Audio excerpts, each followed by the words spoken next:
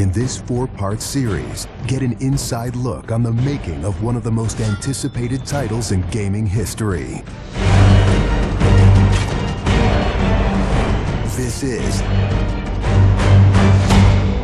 Inside Assassin's Creed 3.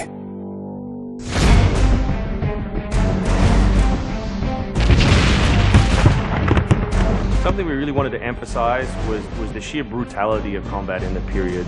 We've all seen the paintings of the revolution, and death is glorified, death is angelic, but it wasn't that way on the battlefield. It was a brutal conflict.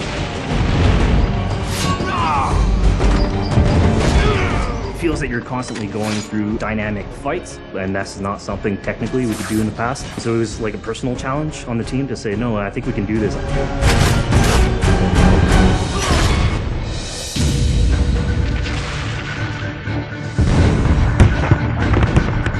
These armies are filled with different types of weapons.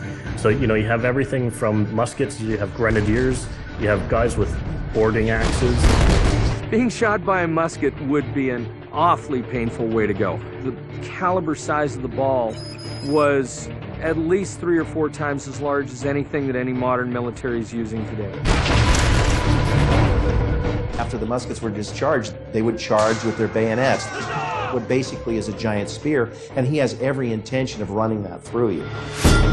They would shoot and then they would march, and that hand-to-hand combat was really brutal. And whether it's people using a bayonet affixed on the end of a musket, a small hatchet, this is a kind of killing that is very mano a mano.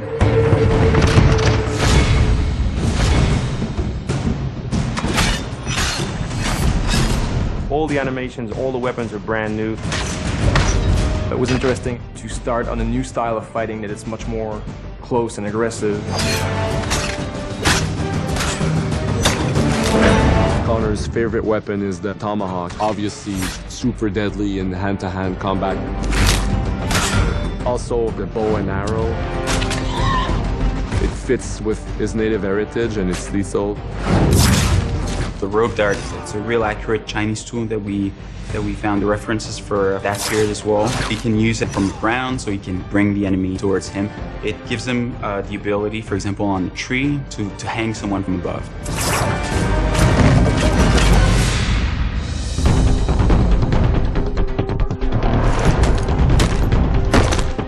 In Assassin's Creed 3, the one thing that we decided to do is to revamp the fight system from scratch.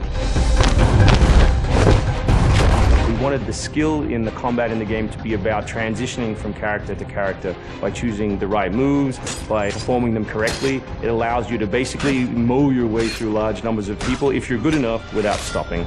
What do you do if you go into a bunch of guys with muskets and they try and shoot you? So we had to figure out, can you dodge them? Can you run away? And we've added all these options, but our big one is the meat shield, where you can grab a guy and he gets shot instead. Our mocap guys are stuntmen. We spent a long time with them rehearsing and figuring out exactly what would be the greatest choreography. Ready to go through, like multiple people. Connor is trained in a very different style of fighting to the British soldiers. The close quarters flow of the combat that's happening between the punches, the kicks, and everything else is indicative of what happens in the real world. I'm very impressed by the moves that they do. It's cool to see push kicks and axe kicks and different sort of takedowns that are done correctly and very believable when they're done. Right hand right, punch to the face, boom, to the throat, to the groin, finish with boom. This is something new for us that we're really proud of. It's fast, it's fluid, and you go through these guys like butter.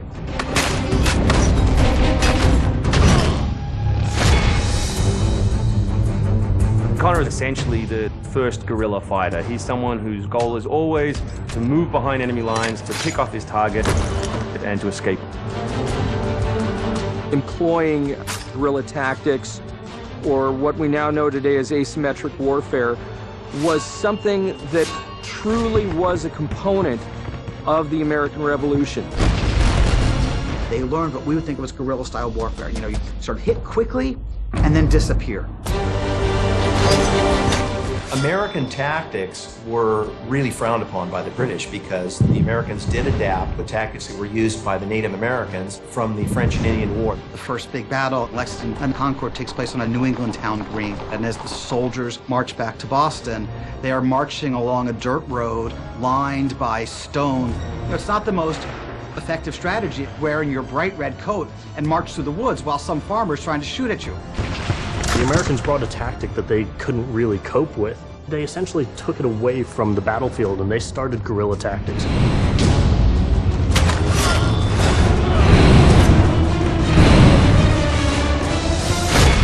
Next time on Inside Assassin's Creed 3, the hero behind the war. Connor is the hero of the American Revolution. He's a bit more like Dirty Harry. Connor is the current-day Special Forces soldier. Silent, stealthy. He's fighting for freedom and he's fighting against tyranny.